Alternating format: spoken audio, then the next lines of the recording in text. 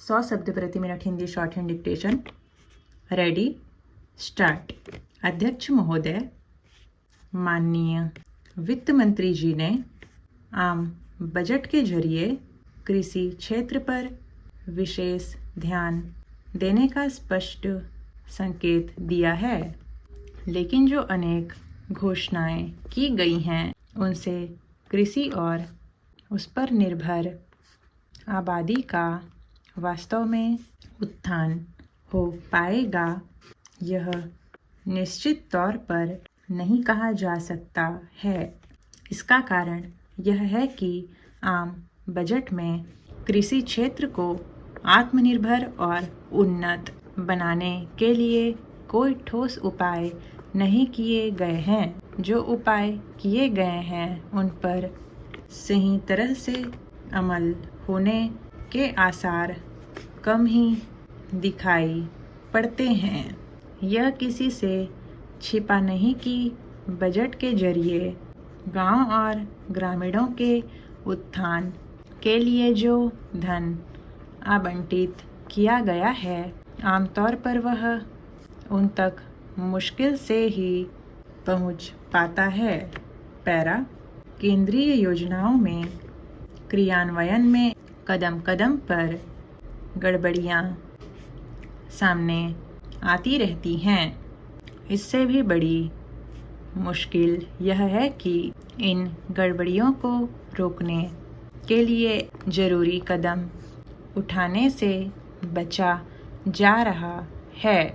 वित्त मंत्री ने भी यह बात स्वीकार किया है कि नीति का क्रियान्वयन सही तरीके से न हो पाने के कारण आम आदमी को अनेक परेशानियों का सामना करना पड़ता है, लेकिन जो सच को मात्र स्वीकार कर लेने से समस्या का हल नहीं हो जाता।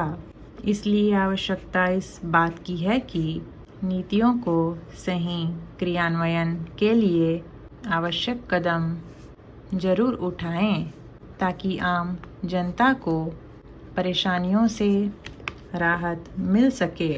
बजट में ज़्यादा धन राशि के साथ साथ उसका सही उपयोग भी हो, यह देखना सरकार का काम है।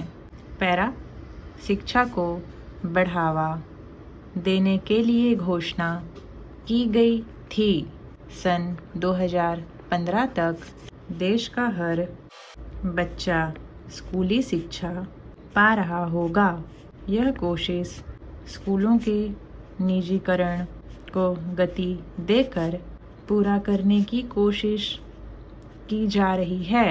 हमारे संविधान में 6 वर्ष से कम बच्चों को स्कूली शिक्षा का अधिकार दिया है, लेकिन इस विधेयक का प्रारूप देश के 17 करोड़ बच्चों को इस अधिकार से वंचित करता है।